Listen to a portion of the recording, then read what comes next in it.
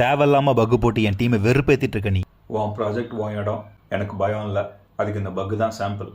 இவனுக்கு ஏன் பக்கு போட்டேன்னு தெரியுமா? நான் ரெக்ரெஷன் டெஸ்டிங் முடிக்கலன்னு காலில் இழுத்து விடுறான். எஸ்கலேஷன் அது இதுன்னு ஓவராக சீன் போட்டான். சொல்லிவிடு, நீங்கள் எப்போ முடிப்பீங்க, நான் எப்போ டெஸ்டிங் ஸ்டார்ட் பண்ணேன்.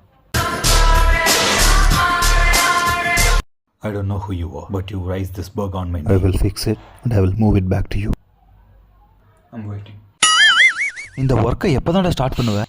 ஒருத்தன் பண்ண சொல்லி நான் பண்ண மாட்டேன். எனக்கா தோணுச்சுன்னா நான் என்ன பண்ணுவேன்.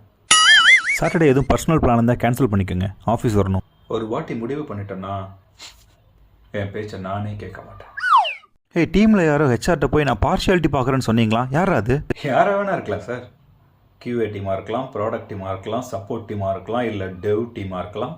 அதில் சீனியர்ஸாக இருக்கலாம், ஜூனியராக இருக்கலாம். அந்த ஜூனியர் லோ ரேட்டிங்